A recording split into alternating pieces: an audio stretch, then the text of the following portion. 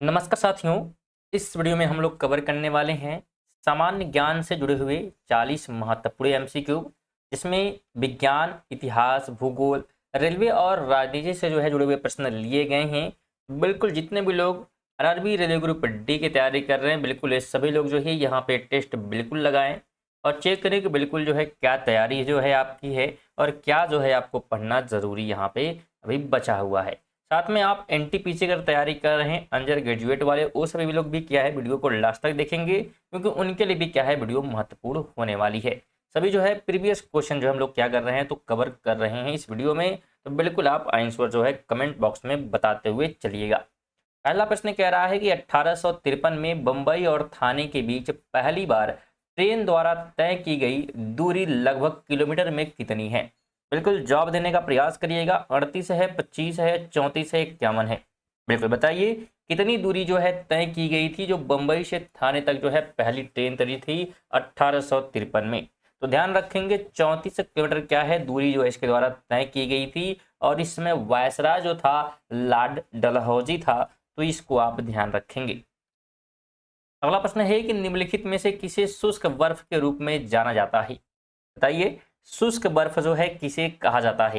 Carbon monoxide है, द्रव carbon dioxide है, या गैसीय कार्बन डाइऑक्साइड है, या ठोस कार्बन डाइऑक्साइड है? तो अगर हम शुष्क बर्फ की बात करेंगे तो बिल्कुल ध्यान रखेंगे आप, ठोस कार्बन डाइऑक्साइड को शुष्क बर्फ कहा जाता है। अगला प्रश्न है कि केरल में निम्नलिखित में से किस मृदा की प्रचुरता पाई जाती है? यानी कि सबसे अधिक मिट्टी केरल में किस प्रकार की मिट्टी है?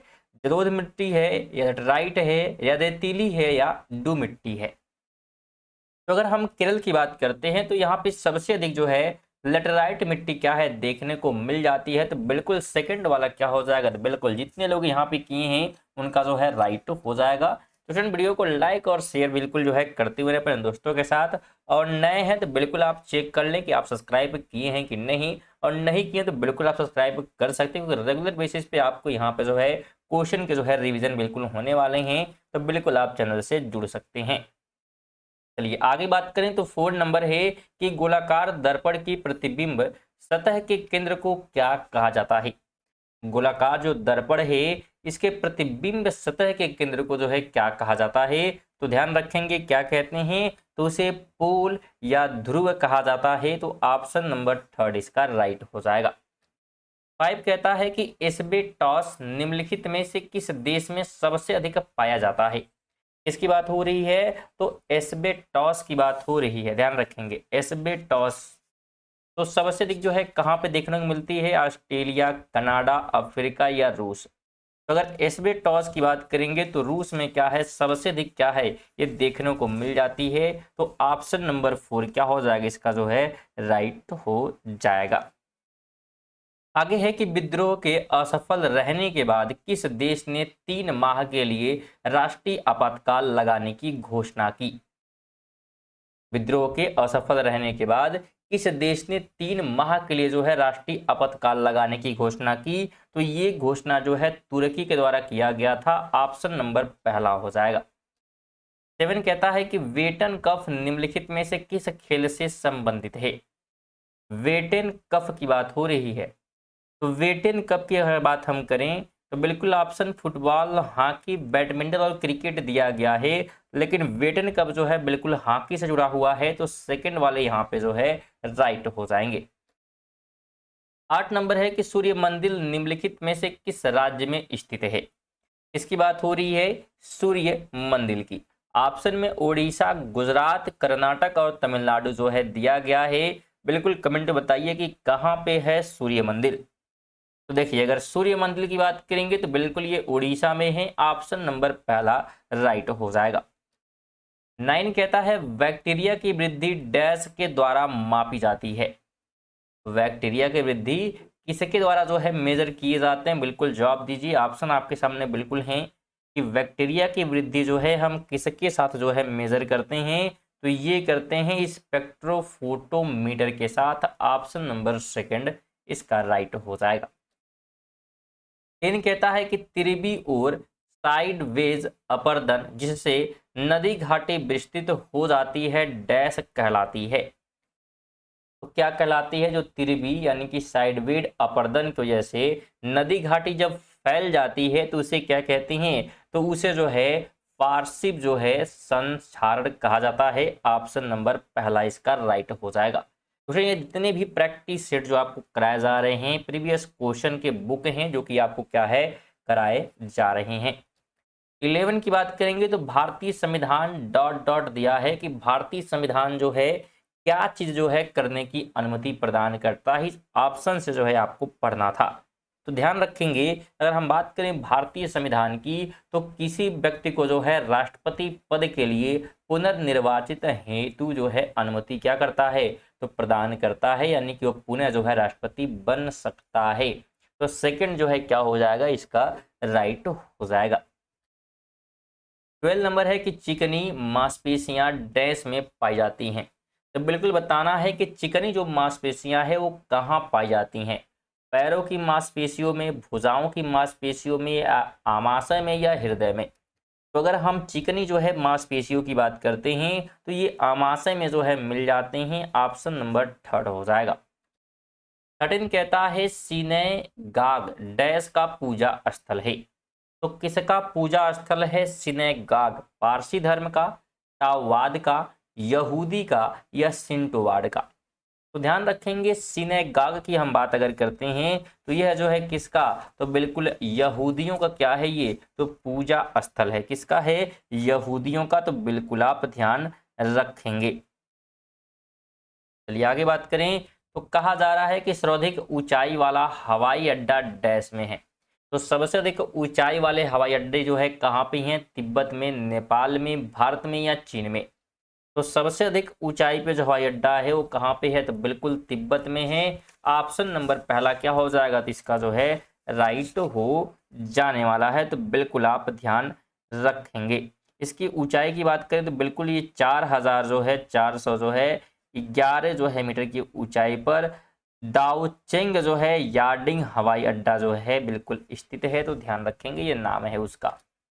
अगला प्रश्न है कि अस्पष्ट दृष्टि की न्यूनतम दूरी डैश है। यानी अगर अस्पष्ट हमको देखना है तो वस्तु कितनी जो है न्यूनतम दूरी पर होनी चाहिए? 35 सेंटीमीटर, 25 सेंटीमीटर, 45 सेंटीमीटर, या 15 सेंटीमीटर? तो वस्तु जो है होनी चाहिए 25 सेंटीमीटर पे। ये न्यूनतम क्या है? दूरी है अस्पष्ट दृष्टि की। ऑप्शन नंबर सेकंड हो जाएगा। 16 कहता है कोई मांग अनुदान कब बनती है? कोई मांग अनुदान कब बनती है? क्या होने पे जो है अनुदान बन जाती है कोई मांग जब रहती है? तो ध्यान रखेंगे मांग की जो है स्वीकृति के बाद, मांग की स्वीकृति के बाद क्या होगा? कोई मांग अनुदान बन जाता है। तो ऑप्शन नंबर थर्ड हो जाएगा। 17 की बात करें नीली क्रांति डैश से संबंधित है। तो किससे जुड़ा हुआ है नीली क्रांति? मछली उत्पादन से, अनाज उत्पादन से, तिलहन उत्पादन से, या दूध उत्पादन से? तो ध्यान रखेंगे जो नीली क्रांति है यह जो है मछली उत्पादन से क्या है? तो जुड़ा हुआ है। अगला प्रश्न है कि न्यूटन द्वारा गणित की निम्नलिखित शाखाओं में से किसका आविष्कार किया गया? इसके द्वारा तो न्यूटन के द्वारा गणना, तर्क, बीजगणित, या ज्यामिति, इसमें से किसका जो आविष्कार है वो न्यूटन ने किया है? तो न्यूटन ने जो है गणना का आविष्कार किया है। ऑप्शन नंबर पहला हो जाएगा। 19 कहता है कि यूनिक्स ऑपरेटिंग सिस्टम डैश के लिए उपयुक्त है।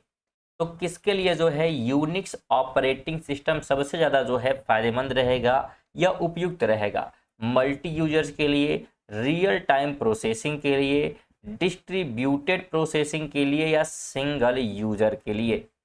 तो अगर हम यूनिक्स ऑपरेटिंग सिस्टम की बात करें तो सबसे ज़्यादा जो है ये मल्टी यूजर के लिए क्या है? तो उपयुक्त रहने वाला है। तो ऑप्शन पहला आप राइट कर देंगे। 20 नंबर है कि रंध्र यानी कि सिन का होल भी जिसे कहा जाता है डैश की एक अद्भुत घटना है। रंध्र की बात हो रही है, किसकी एक घटना है? मैदान की, मरुस्थल की, टुंड्रा की, या कार्ट की? तो रंध्र आप ध्यान रखेंगे यह जो है किसकी? तो बिल्कुल कार्ट्स की क्या है? एक जो है प्रमुख घटना है। तो ऑप्शन नंबर 4 क्या करेंगे आप? राइट कर देंगे। ध्यान रखेंगे यह जो है एक प्रकार का टोपोग्राफिक जो है भूदृश्य है जिसका निर्माण रंध्रों और गुफाओं के साथ भूमिगत अपवहन तंत्र की विशेषताओं से युक्त विलीय चट्टानों जैसे कि चूना पत्थर, डोलोमाइट और जिप्सम के विघटन से हुआ है या होता है। 21 नंबर है कि भारत में एक राज्य का गवर्नर डैश द्वारा हटाया जाता है। तो भारत में बात करें, अगर किसी राज्य का गवर्नर है तो उसे कौन हटा सकता है? संसद, केंद्र सरकार, राष्ट्रपति या संबंधित राज्य के मुख्यमंत्री।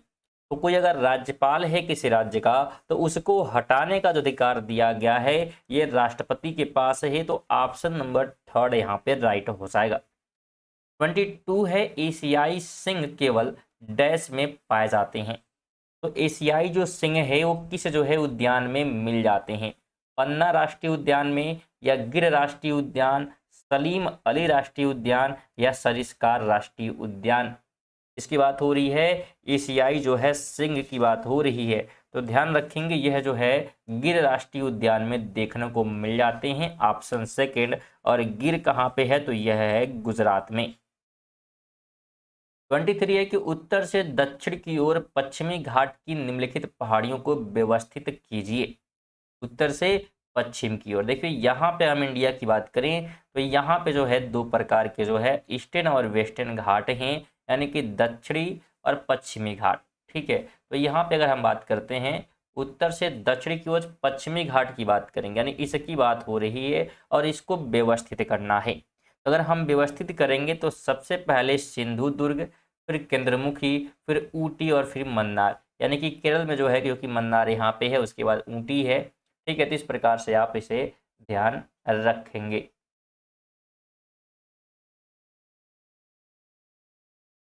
ये आगे बात करें तो कहा जा रहा है निम्नलिखित में से कौन सा भारत का एक पूरा पाषाण स्थल नहीं है? इस ऑप्शन में ऐसा कौन सा है जो कि पूरा पाषाण स्थल नहीं है? भीमबेटका गुफा है, कुसेंगी गुफा है, कुरनूल गुफा है और बार बार गुफा है, बारह बार गुफा। तो पूरा पाषाण स्थल इसमें से कौन सा नहीं है? तो उसका नाम आप ध्यान रखेंगे क्या है? तो बिल्कुल बारह बार गुफा, ये जो है पूरा पाषाण स्थल नहीं है। तो ऑप्शन 4 आप क्या करेंगे? तो बिल्कुल यहाँ पे राइट कर देंगे। चलिए आगे बढ़ते हैं। अगला प्रश्न क्या हमारा है 25 नंबर कि निम्नलिखित सिंधु सभ्यता स्थलों में से महान स्नानागार डैश में पाया गया। तो किस जगह महान स्नानागार, किसकी बात हो रही है? महान स्नानागार की किस जगह जो इसके साक्ष्य मिले हैं? हड़प्पा में, मोहनजोदड़ो में, कालीबंगा में या धौलावीरा में। तो महान स्नानागार के जो साक्ष्य हैं ये जो है मिले हैं मोहनजोदड़ो में, ऑप्शन नंबर सेकंड राइट हो जाएगा। अगला कहता है कि वर्ष 1787 में किस नियम का अध्ययन किया गया था जिसमें कहा गया था कि गैस का आयतन उसके परम तापमान के साथ बढ़ता है तथा उसका परम तापमान घटने पर उसका आयतन भी घट जाता है? ये किस नियम के तहत कहा गया था? तो नियम ध्यान रखेंगे, चार्ल्स का ये नियम था जो कि दिया गया था 1787 में, और इसी में कहा गया था कि गैस का जब आयतन उसके परम तापमान के साथ अगर बढ़ता है तो उसका परम तापमान घटने पर उसका आयतन भी क्या होता है? तो घट जाता है। 27 कहता है बुद्ध और महावीर निम्नलिखित में से किस महाजनपद से आते थे? मगध से, उज्जैन से, वजी से या कौशल से? तो अगर बुद्ध और महावीर की बात करें तो यह दोनों जो है जुड़े हुए हैं किस जनपद से? तो मगध जनपद से जो है जुड़े हुए हैं, ऑप्शन पहला हो जाएगा। 28 है कि संविधान का अनुच्छेद 14 भारत के नागरिकों को डैश सुनिश्चित कराता है, यानी जो अनुच्छेद 14 है इसके तहत भारत के नागरिकों को कौन सा अधिकार दिया गया है? तो ध्यान रखेंगे उन्हें जो है दिया गया है कौन सा अधिकार? तो समानता का अधिकार, कि सभी लोग क्या हैं? समान ही, कोई बड़ा छोटा नहीं है अनुच्छेद 14 के तहत। 29 कहता है निम्नलिखित पर विचार करें। भुगतान बैंकों का खोला जाना, बैंकों का राष्ट्रीयकरण, मुद्रा ऋण योजना और अटल पेंशन योजना। उसके बाद कहता है उपयुक्त कार्यक्रमों में कौन से वित्तीय समावेश प्रक्रिया का भाग है? इसमें जो ऑप्शन 4 हमने पढ़ा इसमें कौन जो है वित्तीय समावेश प्रक्रिया के क्या है? तो भाग हैं पूछा गया है। तो कौन कौन से हैं? तो ध्यान रखेंगे ये सभी क्या हैं? तो वित्तीय समावेशन प्रक्रिया के भाग होंगे। तो ऑप्शन नंबर थर्ड इसका राइट हो जाएगा। तीस कहता है भारत में निम्नलिखित में से कौन सा विधेयक राज्यसभा में पुनः जो है स्थापित नहीं किया जा सकता है? भारत में निम्नलिखित में से कौन सा विधेयक राज्यसभा में पुनः जो है स्थापित नहीं किया जा सकता है? उसका नाम यहाँ पे बताना है। तो उसमें जो है हम धन विधेयक क्या कर सकते हैं? तो पुनः जो है स्थापित नहीं कर सकते हैं। ऑप्शन नंबर थर्ड हो जाएगा। उसने वीडियो को लाइक नहीं किया तो बिल्कुल लाइक वगैरह जो है बिल्कुल कर दें। शेयर बिल्कुल जो है कम से कम एक लोग को आप ज़रूर करिएगा। तो जो है इसमें 40 प्रश्न हैं तो बिल्कुल सभी जो है मॉक टेस्ट आप जरूर लगाएं। आगे बात करेंगे तो निम्नलिखित में से कौन सा अनुच्छेद भारत में बाल श्रम के उन्मूलन का प्रावधान करता है? कौन सा अनुच्छेद भारत में बाल श्रम के उन्मूलन का प्रावधान करता है? तो उस अनुच्छेद की बात करेंगे तो अनुच्छेद 24 है। ऑप्शन नंबर 4 हो जाएगा। 32 है कि अधिकांश भारतीय लिपियां निम्नलिखित में से किस लिपि से विकसित हुई हैं? जो भारत की अधिकांश लिपियां हैं वो किस लिपि से विकसित हुई हैं? तो यह जो है विकसित हुई हैं ब्राह्मणी लिपि से। Option number second. 33 कहता है निम्नलिखित में से कौन से विटामिन हमारी त्वचा को स्वस्थ बनाए रखने में सहायता करते हैं? विटामिन ए है, विटामिन सी है, विटामिन B12 है और विटामिन ई है। त्वचा को जो है स्वस्थ रखने की जो है बात हो रही है। तो यह जो काम करते हैं विटामिन जो है ई करती है। ऑप्शन नंबर 4 हो जाएगा। आगे बात करेंगे निम्नलिखित में से कौन से वैज्ञानिक ने दो आवेशित कणों के बीच आकर्षण या प्रतिकर्षण के बल को नियंत्रित करने वाला नियम दिया था? उस वैज्ञानिक का नाम यहाँ पे पूछा जा रहा है जिसने क्या है तो दो आवेशित कणों के बीच आकर्षण और प्रतिकर्षण के बल को नियंत्रित करने वाला नियम दिया। तो उसका नाम आप ध्यान रखेंगे चार्ल्स जो है कूलाम्ब है। क्या है?